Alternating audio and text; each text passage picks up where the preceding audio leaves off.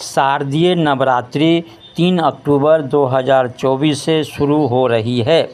इस शारदीय नवरात्रि में माता के आगमन और प्रस्थान की सवारी का बहुत ही खास महत्व होता है। माता के आने और प्रस्थान की सवारी का भविष्य में होने वाली घटनाओं का संकेत प्रदान करती है। इस बार शारदीय नवरात्र 3 अक्टूबर 2024 गुरुवार से प्रारंभ हो रही है। इस बार मां दुर्गा पालकी या डोली में सवार होकर आ रही है। देवी पुराण में पालकी की सवारी को शुभ नहीं माना गया है। इससे पालकी की सवारी आंशिक महामारी का कारण हो सकता है, अर्थव्यवस्था में गिरावट भी हो सकती है, हिंसा भी बढ़ सकती है। अब मां दुर्गा के प्रस्थान की सवारी की बात करते हैं तो नवरात्रि 11 अक्टूबर 2024 शुक्रवार को समाप्त हो रही है। मां दुर्गा का प्रस्थान चरणायुध यानी बड़े पंजे वाली मुर्गे पर होगा।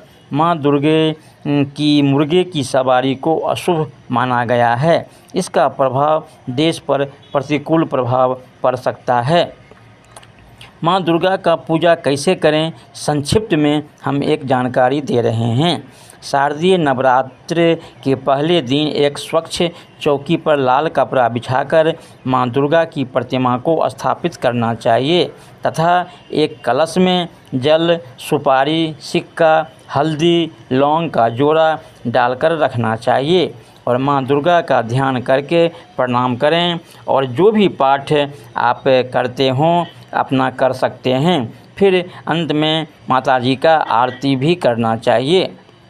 अब मां दुर्गा जी की किस दिन क्या भोग लगाना चाहिए, इस पर हम विचार करते हैं। जो आप भोग लगाते हैं वो भोग आप लगाएं, इसमें कहीं कोई दिक्कत नहीं है। लेकिन अलग से जो हम वस्तु बता रहे हैं उसका भी जो है थोड़ा सा भोग अवश्य लगाना चाहिए।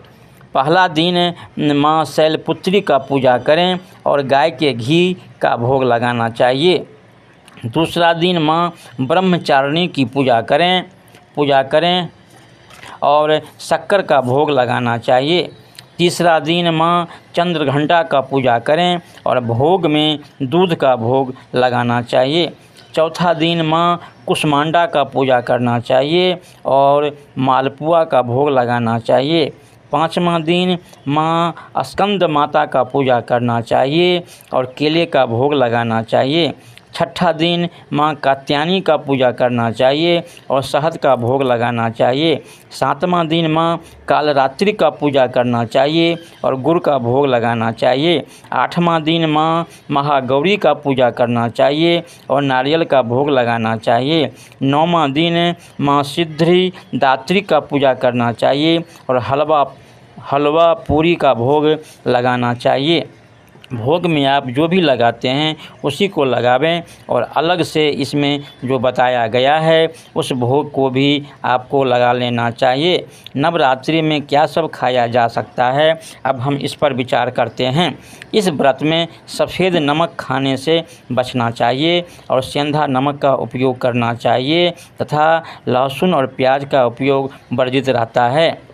सब्जियों में आलू, टमाटर, शकरकंद, लौकी, खीरा, कद्दू का सेवन करना चाहिए। मसाला में जीरा पाउडर, हरी इलायची, काली मिर्च पाउडर, दालचीनी, अजवाइन, लौंग, काली मिर्च का उपयोग करना चाहिए। इसके अलावा डेयरी उत्पाद में दूध, घी, दही, पनीर, खोया का सेवन कर सकते हैं। फल में केला, सेब, अनार, अंगूर का सेवन करना चाहिए।